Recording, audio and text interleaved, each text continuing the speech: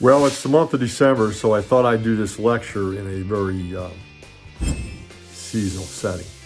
So, week 2, and we're talking about press releases. But to understand a press release, we really have to dive into newsworthy events. Now, what makes an item newsworthy? Well, first, it's got to have prominence. It's got to stick out. And not only that, the more odd it is, the better. So if it sticks out and it's odd, so much the better. Also, it's got to be timely, and it's got to have residence. It's got to be close by. In other words, if I'm doing a press release about something, my audience is here in Florida, and I'm doing a press release to my audience about something that's happening in California, that's not going to have any interest to them. And finally, is there any sort of conflict that's caused by this announcement? Is there any sort of human interest that's caused by this announcement? Again, we like to think of things, we pay attention to things that are odd, that are unusual, that are out in the curve. So if I'm doing a press release for a new opening of a store, well, that could be exciting. On the other hand, if I'm doing a press release because I'm running a sale, sales are a dime a dozen. If I'm running a press release because I have a new product that's coming out, but yet I release a new product all the time, that's kind of mundane. It's not going to get very much notice. Who really cares? Good question to ask. Who cares?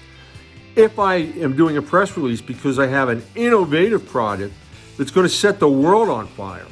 For example, I'm a biotech firm and I have a cure for cancer. Everybody's going to want to know about that. So, when we talk about newsworthy events, those are what we're talking about. Now, those events get broken down into real events and something that historian Daniel Boorstin labeled pseudo events. I want to talk a little bit about those. First, a real event. A real event is something that happens. So if I'm opening a store, new event. If I'm opening a new business, new event, real event. If let's say I'm going to close a plant, that's real. At C&H Rao Jewelers, I just switched hands. Wasn't that smooth? At C&H Rao Jewelers, as vice president of stores, I used to have my marketing team send out press releases whenever we promoted somebody or whenever we put a new manager in place. Let me tell you how effective that was. We were so good at letting our local communities know about our managers that we actually had one manager that ended up running for mayor. And because of the recognition that our press releases had given her over time, she won easily, hands down. So fortunately, it was a part-time mayor position in the city of Middleburg, at the Kentucky end of the Cumberland Gap. So we were up in the mountains there. But a good store and a great lady that ran the store and who became mayor, and her name was Billy Williams. So I still think about Billy to this day.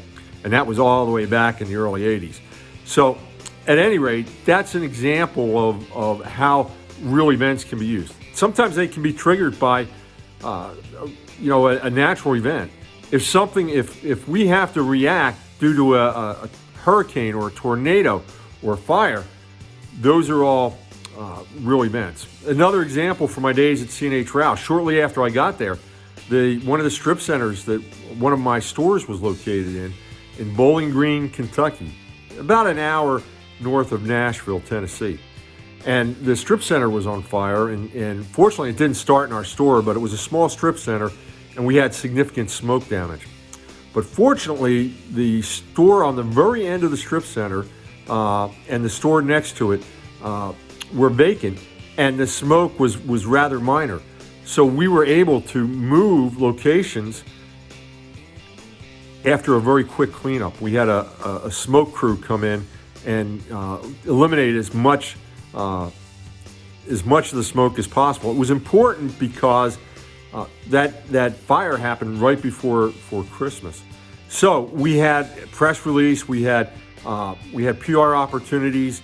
I was actually the spokesperson on TV saying that we were going to be open in 2 days.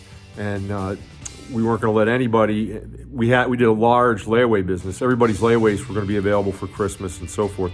We had one of our biggest years ever, and as a matter of fact, we then used that event to springboard into a new location in the new year at the mall that was on the other side of town, and we were able to tie both events together for a series of press releases. So all triggered by a real event, a fire. So that's a little bit on real events. Now let me talk to you about pseudo events. Historian Daniel Borston came up with the term in the 1960s. He's got a great book out there if you want to find it. I believe it's available on Amazon, and you can find some used copies relatively cheap. It's called The Image. And Professor Borston, he was actually the librarian for the Library of Congress, and he has a historian, and he has a number of books, but The Image is my favorite.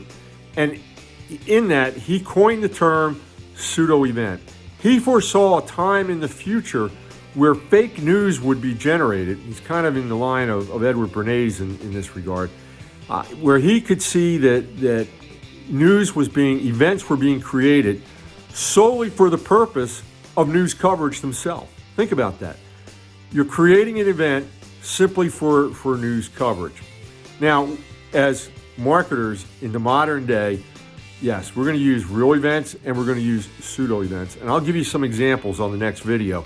But I wanted to, of what a pseudo event is. But I wanted to make sure that we covered newsworthy events, real events, and pseudo events, so that in this video you had the beginning foundation. SIP Week 2, press releases.